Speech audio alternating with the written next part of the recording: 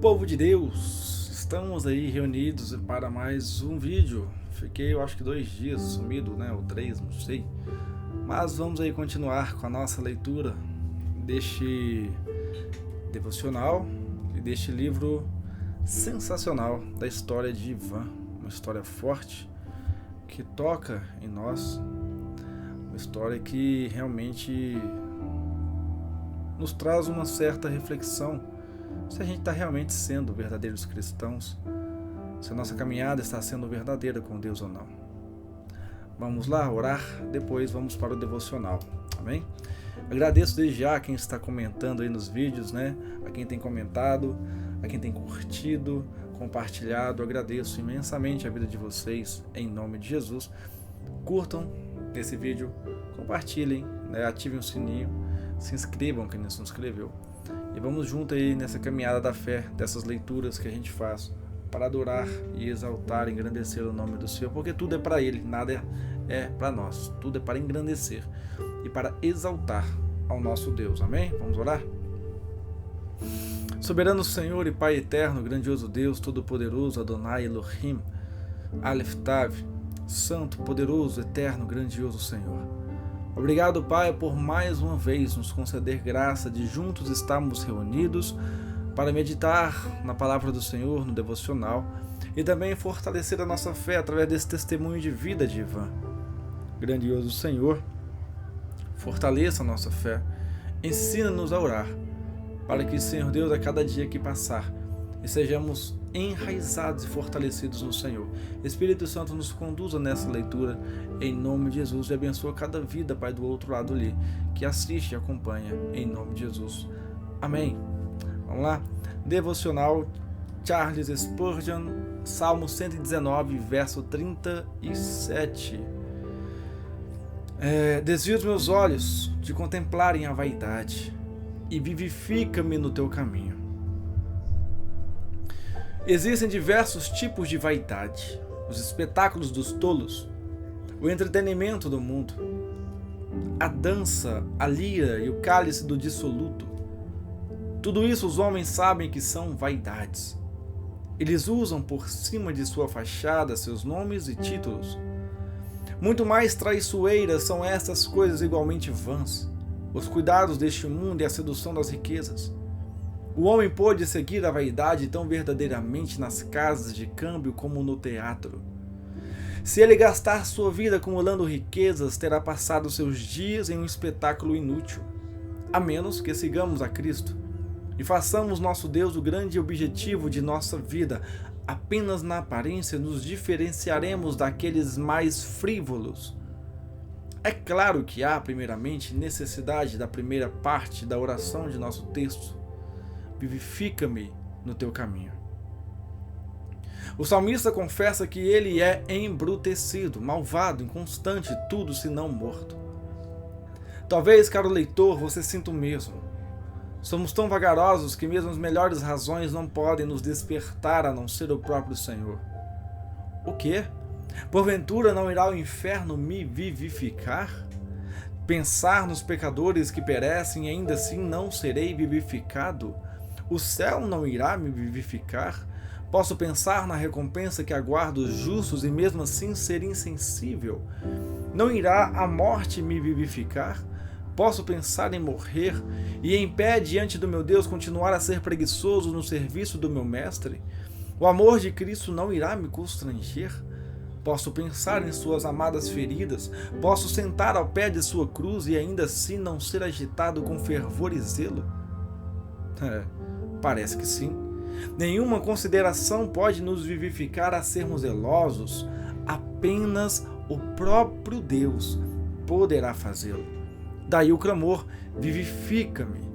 O salmista expira toda a sua alma em veementes alegações. Seu corpo e sua alma se unem em oração. Desvia os meus olhos, diz o corpo, vivifica-me, clama a alma. Esta é uma oração própria para todos os dias. Ó Senhor, ouça em meu benefício. Amém. Olha aí que lindo, né? Esse devocional. Davi ele clama para Deus desviar o olhar dele da vaidade e vivificá-lo, vivificar a sua alma, o seu espírito, para que possa viver em santidade constante com o Pai. Hoje em dia, muitas são as pessoas que têm deixado, se levar pela vaidade que está em vários detalhes deste mundo. Não é só a pessoa que se embeleza, fica na frente do espelho ali, se admirando, não é desse tipo de vaidade que estamos falando. É uma vaidade que faz com que o seu coração esteja centrado naquilo, que queira mais aquilo do que Deus, que você esteja mais focado em coisas terrenas do que a Cristo. Cuidado com a vaidade. Cuidado com o seu ego. Porque normalmente a vaidade, ela vem ali do seu ego inflado. Normalmente. Há outros N motivos e ocasiões. Mas um deles é o ego. Você aumenta o seu ego, a vaidade bateu na porta, você abriu a porta e ela entrou na sua vida. E Davi fala: Senhor, desvia meus olhos da vaidade. Ou seja, são tentações que vêm para cima. E ele fala: Senhor, não deixem que os meus olhos vejam essas tentações para que eu caia nesta vaidade. Então, Senhor, assim como peço para desviar meus olhos, vivifica o Espírito. Vivifica-me. Vivifica-me, Senhor, para que eu possa continuar a caminhar passo a passo em Tua presença. Porque, Senhor, eu não quero perder a presença do Senhor, Salmo 51, e não afaste de mim a presença do Teu Santo Espírito. Tudo o que eu quero é o Senhor, por mais que meus olhos direcionem para outra coisa, por mais que meu corpo queira outra coisa, eu sei muito bem do que eu preciso, Senhor, e é do Senhor, nada mais, nada menos. É o Senhor que eu necessito e a Tua presença eu não abro mão de sair de perto de mim. Pode me tirar as riquezas, Senhor. Olha a vaidade. Davi descartando a vaidade, ali no Salmo 51. Tira de mim as riquezas, Senhor. Ele não falou com essas palavras, mas quando ele falou: não afaste de mim a Tua presença, nem a presença do Teu Santo Espírito, que quis dizer isso. Pode arrancar de mim as riquezas, pode tirar de mim a família se quiser, pode tirar tudo de mim, mas o Senhor eu não quero que tire de mim. A Tua presença eu não posso deixar de ter. Eu vivo sem tudo isso aqui que eu te falei, Senhor, mas sem o Senhor eu não vivo. É isso que Davi fala neste Salmo 51. A presença do Senhor é o essencial, a base, é o tudo da nossa vida. Vamos ler o livro? Vamos lá. Provérbio russo. Que código de leis é mais claro para o homem que o que está gravado em seu coração? Tolstói.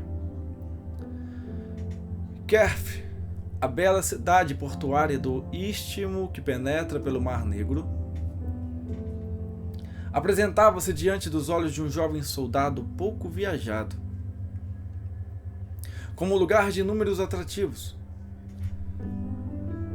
Ivan afirmava a vista procurando enxergar tudo, de cima da carroceria do caminhão de transporte que sacolejava a cidade adentro.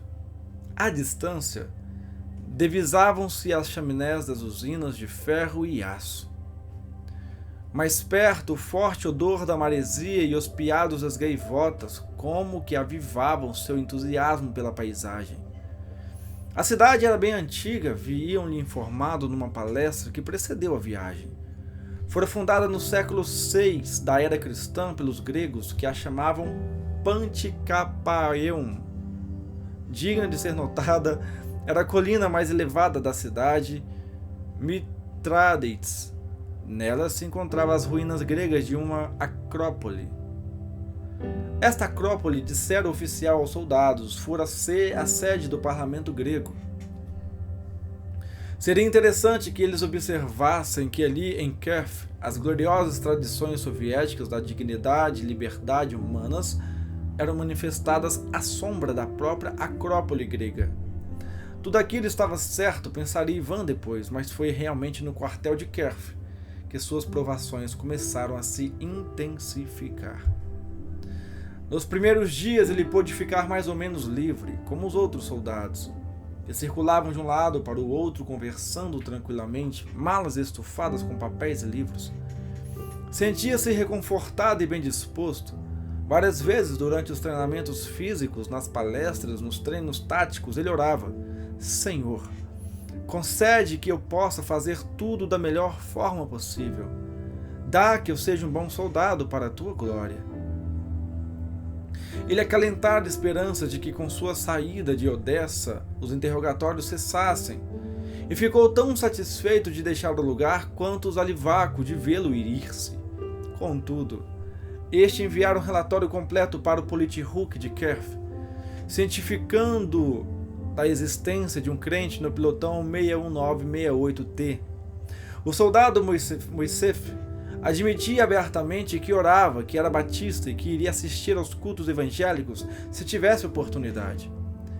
Ele resistira firmemente aos seus esforços de doutrinamento e se recusara a manter silêncio a respeito de sua crença. Mal haviam se passado 2 semanas, e ao gabinete do Politruque de Kiev começaram a enxergar notícias de discussões nos alojamentos. O item número 5 dos decretos de Lenin concedia permissão aos membros de seitas religiosas para celebrarem livremente seus ritos, mas não para promover a religião, o que seria um atentado contra a liberdade de outros cidadãos. Por que Moisef não se compenetrava disto? Ele tentou explicar ao oficial político que seus colegas de pelotão muitas vezes lhe indagavam acerca de Cristo. E se eles desejavam conhecer a salvação, quando era a lei que o proibia de responder às suas perguntas? Qual era a lei? Como poderia ele negar-se a isto? Todos os crentes devem ser testemunhas. E mesmo que não houvesse a ordem de Cristo para que falassem de seu amor, era impossível reprimir o gozo que se desprendia do coração de Ivan a cada passo. Uma folha de árvore que caísse daquele céu gelado era um toque da mão de Deus. A recordação momentânea de um verso bíblico era a voz divina. As rajadas de vento falavam do poder do Senhor, a lua da sua beleza, a energia que permeava seu corpo era a vitalidade de Deus circulando nele. O suboficial político, capitão Yarmak, era jovem e impaciente. Estava ansiando por encontrar uma saudação difícil que o ajudasse a alçar posições mais elevadas na estrutura partidária. Moisef era problemático? Tanto melhor. O sucesso que obtivesse ao lidar com ele redundaria em méritos dobrados em sua folha de serviços. E Yarmak sempre levava a sério suas responsabilidades. Todos os 1.100 soldados aquartelados em Kiev, sem exceção, deveriam ser levados a dedicar-se ao partido e às doutrinas do ateísmo científico de corpo e alma. Somente então as autoridades militares poderiam estar certas da obediência total e imediata de cada homem do exército soviético. E no momento em que Moisef foi trazido à sua presença, ergueu os olhos e encarou-o resolutamente. Fitou-o por alguns instantes antes de começar a falar, procurando ajustar sua expressão fisionômica à aspereza de seu tom de voz. Já esteve doente, Moisef? Sentiu-se gratificado ao perceber a surpresa do outro. Não, capitão. Nem sei como é um hospital por dentro. Yarmak cruzou os braços num gesto dramático, os botões de latão do punho da farda rebrilhavam à luz ambiente, e ele sentiu-se satisfeito. O sucesso no doutrinamento político de uma pessoa, muitas vezes, era apenas uma questão de ofensiva de choque. Ótimo! Nestes próximos dias você vai precisar de uma constituição bem forte, ou então de uma mudança de atitude, o que parece improvável. Fez uma pausa para causar efeito. Em Odessa, você deu demonstrações de uma atitude incorreta e rebelde. Já se fizeram tentativas de persuadi-lo a abandonar suas ideias antissoviéticas e cultivar sentimentos políticos e militares, mas você se recusa. Enquanto não concordar em se submeter ao comando deste quartel e em obedecer às ordens que lhes são dadas, ficará preso sem direito à alimentação. Está dispensado. O aposento a qual Ivan foi conduzido não era uma cela, mas uma sala de detenção usada pelos oficiais para este fim e para interrogatórios. Era provido de um pequeno catre com cobertor de cor cinza do exército, uma mesa, 3 cadeiras e um estante com alguns livretes de orientação militar. Em um dos cantos havia uma torneira e um vaso sanitário imundo. Possuía uma janela grande guarnecida de barras de ferro e uma porta de folha dupla com fechadura de 2 voltas. Era banhado pela luz pálida do entardecer e estava bastante frio. Para o rapaz, no entanto, era um santuário. Afundou-se na cama com um profundo sentimento de satisfação, enquanto a sua mente voltavam as expressões encolerizadas dos oficiais de Odessa e de Kiev, para depois esvaírem-se lentamente como se fossem cenas de um confuso filme militar. Que bom poder dormir e depois acordar para orar. Anteriormente, o Senhor já o chamara a observar muitos períodos de jejum e oração. Agora ele sorria ante a ironia da situação. Em tais ocasiões, ele se sentia grandemente fortalecido e reconfortado. O capitão Yarmak não poderia ter lhe dado melhor sorte. Cheio de gratidão, Ivan voltou sua atenção para Deus a fim de buscá-lo em oração. O tempo que passaria em jejum era de liberação do Senhor e não de Yarmak. Na noite seguinte, foi despertado pelo ruído de uma batida rítmica que soava à distância. Procurava descobrir o que seria aquilo quando uma chave girou na fechadura. A luz amarelada invadiu o quarto, um oficial desconhecido achava-se à porta, e sem acender a lâmpada do aposento, dirigiu-lhe a palavra na escuridão do ambiente. Sua presença é solicitada na sala de reuniões no fim do corredor. Venha imediatamente. E o barulho das botas foi desaparecendo na longa passagem. Ao dar com um grupo de altos oficiais que o esperavam para interrogá-lo, Ivan esforçou-se para afastar o sono. Fixou os olhos no relógio elétrico da parede, 2h15 da manhã. Quase todos eles estavam recostados informalmente nas cadeiras, fumando e bebericando chá quente soltando fumaça. De vez em quando um deles fazia uma pergunta em voz tranquila e aguardava a resposta. Outras vezes, vários deles lhe atiravam acusações numa sessão rápida de berros. Estava doente? Será que já resolvera mudar de atitude? Suas ideias eram imperialistas remanescentes do czarismo e do capitalismo. Tais conceitos não seriam tolerados no Exército Vermelho. Não pense que ele estava sofrendo pela sua fé. Estava, isto sim, sendo castigado por tentar evadir as suas obrigações militares. Até quando iria fugir às suas responsabilidades para com seus camaradas e para com o Estado? Supondo-se que Deus existisse mesmo, será que ele criaria um espaço pequeno demais para si mesmo? Porque ele, Ivan, deixava de alimentar-se. Estava suscitando dúvidas quanto ao seu equilíbrio mental. Será que não compreendia que uma rejeição dos princípios marxistas implicava na rejeição do ideal soviético? Deus é um mito criado pelos homens para explicar fomes, doenças e outras condições para os quais eles não encontram explicação. Agora, não havia mais necessidade de Deus. Ele era um empecilho ao progresso do cidadão socialista livre. As pessoas que divulgavam tais ideias se declaravam inimigas do Estado.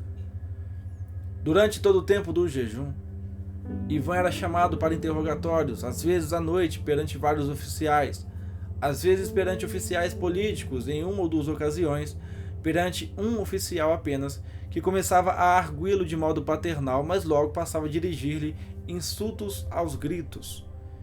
Esta prova durou 5 dias. Na manhã do último dia, um velho aparelho de raio-x foi trazido até o aposento em meio a um tumulto de vozes e de tilintar de metal. Ivan ouvia a discussão acerca do tamanho da máquina e escutava os homens se indagando se passaria pela porta. Por fim, decidiu-se levar o rapaz ao corredor para se fazer uma chapa de seu tubo digestivo. O técnico, um judeu originário da Estônia de nome Miakev, estava fervendo de indignação. Percebia que não se tratava de um caso clínico. Obrigá-lo a sair com aquele frio de lá do hospital e ainda esperar que o aparelho funcionasse depois de sacolejado por aquelas rampas e calçadas de pavimento quebrado era um crime de negligência contra a propriedade do Estado. Mais tarde, o capitão Yarmak entrou no quarto tendo nas mãos a chapa e a ficha de registros. Sentou-se calmamente em uma cadeira e fitou Ivan fixamente. E como se a pergunta não tivesse sido formulada centenas de vezes, indagou: "E então, Moisés, mudou de ideia? Já passou 5 dias sem alimento." O oficial parecia muito distante da cama e muito pequeno. Ivan estava sonolento, mas tentou concentrar-se na pergunta feita e na resposta que daria. "Uma noite dessas eu estava orando, capitão", começou ele. "Estava sentindo muito frio e sono, pois fora despertado 2 vezes para ser interrogado.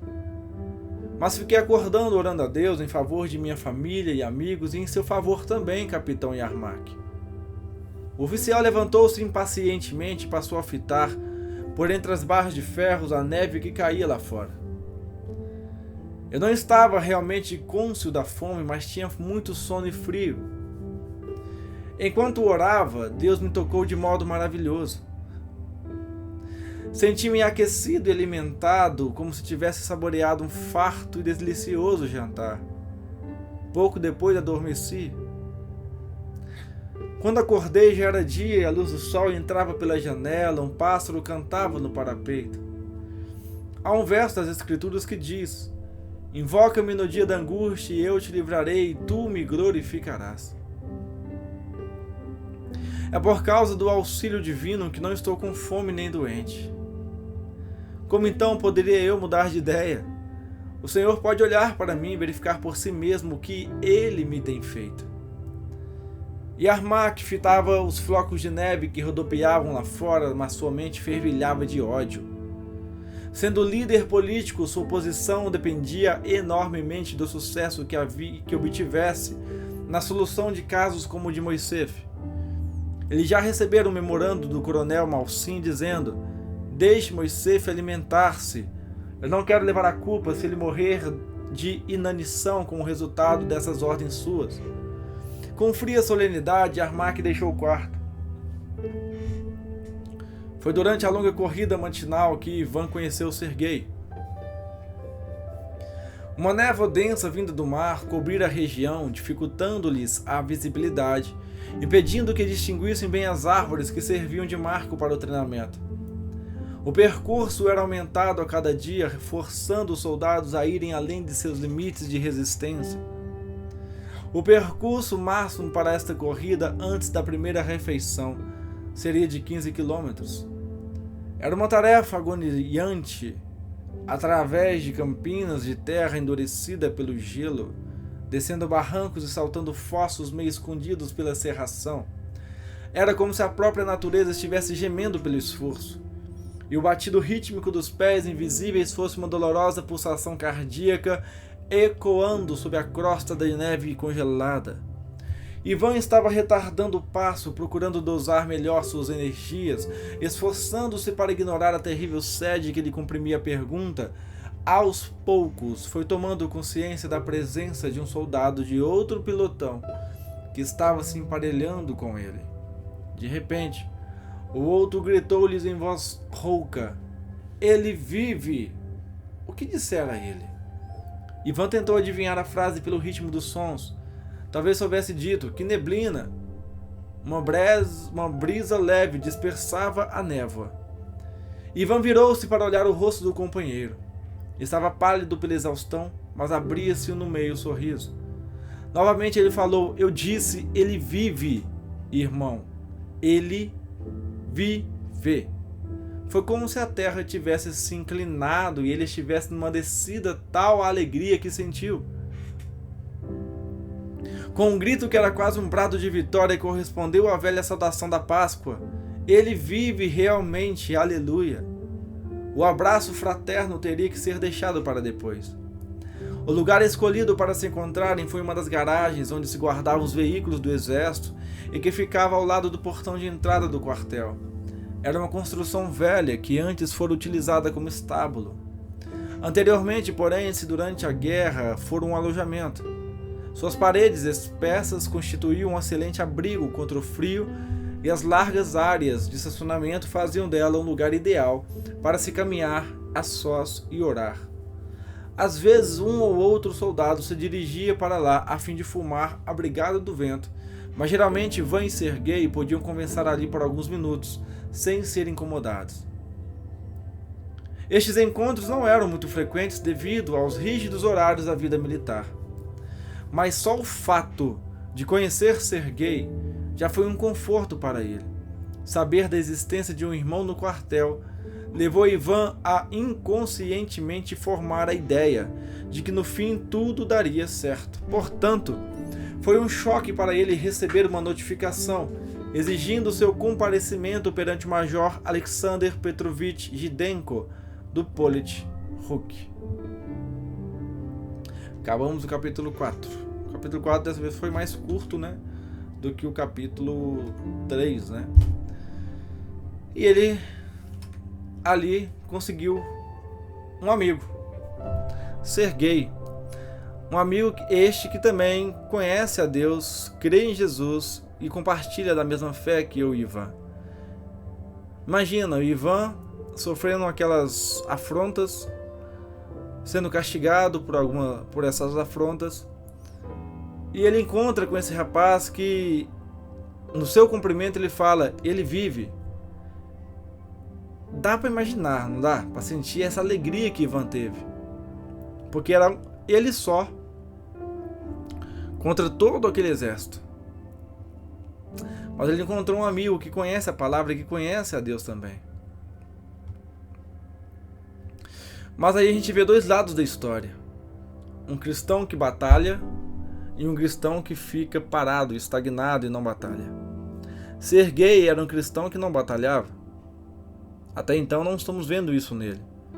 Porque o exército tem confrontado o Ivan. Do Sergei a gente não tem ouvido falar por enquanto se ele também era uma pessoa que professava a sua fé. Mas a gente vê dois lados de cristãos. Um verdadeiro que professa a sua fé, briga e luta para proteger a sua fé, enquanto o outro fica estagnado, parado, sem lutar, sem brigar, para professar a sua fé, o seu direito de fé. Então Ivan, ele mostra para nós que o cenário pode ser o pior que for, ele continuará sorrindo. Ele continuará se alegrando no Senhor. Porque ele não olha com esses olhos carnais para aquele obstáculo que está surgindo na frente dele. Ele olha com olhos espirituais naqueles obstáculos e circunstâncias, vendo o cuidado de Deus para com ele, no sentido de fortalecê-lo para continuar a fazer a obra do Senhor. E aí? Como você tem reagido em meio às circunstâncias e problemas da sua vida? Como você tem reagido? Ivan se alegrava. Ivan se regozijava. Poderia ser o pior cenário que for. Ivan se alegrava no Senhor. Então, nós temos que, em todo momento, se alegrar. A gente vê que o Ivan, um ambiente hostil e horrível, ele transforma aquilo num santuário ao Senhor. Um ambiente que para pessoas sem Deus era um ambiente horrível, ruim de ficar, para Ivan foi o melhor lugar que ele teve ali até o momento. Porque ele estaria sozinho com Deus, sem ninguém para perturbá-lo. Tudo que Ivan quer naquele exército é um espaço para conversar com Deus. Para estar com Deus.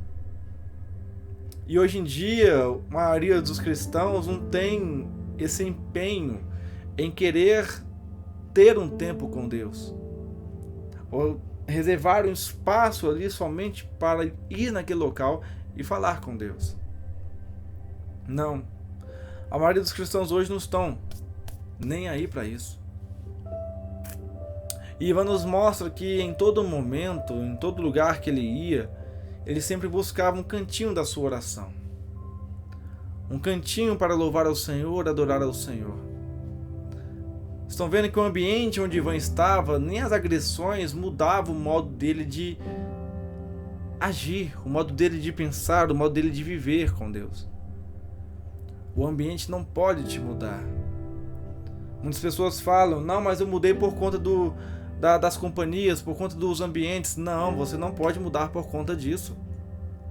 Ivan não mudou. Ivan manteve a sua fé alicerçada, manteve o seu caráter com Deus ali, firme, fiel. Sofreu calúnias, sofreu afrontas, teve castigos, mas manteve a sua fé no Senhor. Foi fiel ao Senhor. Não deixou o ambiente mudá-lo, mas ele mudava o ambiente através de Jesus Cristo na vida dele. Você tem mudado o ambiente onde você trabalha? Você tem mudado o ambiente na escola que você estuda, na faculdade? Tem mudado o ambiente na sua casa, na sua família, na sua rua?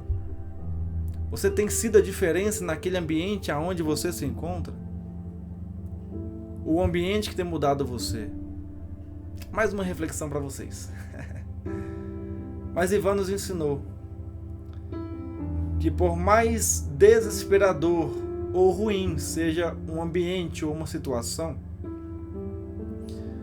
se alegre no Senhor. Transforme daquela ocasião algo que te leve para mais perto de Deus. Foi assim que Ivan fez. Num quartinho ruim ali para ele, ele transformou aquele quartinho ruim em algo bom. Pera aí, eu estou num lugar maravilhoso, Senhor. Claro que meus olhos não vê coisa boa, mas pelos olhos espirituais que o Senhor me concedeu, eu consigo enxergar aqui todo dia eu falando com o Senhor e o Senhor comigo. Então para isso, para mim já basta. Posso ficar sem comer horas, dias, semanas, mas eu sei que o Senhor é o meu alimento, o Senhor é a água que eu preciso beber. Olha que lindo isso. Então Ivan, naquele momento, aquele quartinho era tudo para ele. Porque neste quartinho, Deus tem me sustentado. Estou sem comida, mas Deus tem sido o meu pão da vida. Estou sem água, Deus tem sido a minha água da vida. Ele tem me sustentado e vai continuar me sustentando, porque eu estou aqui por Ele e para Ele.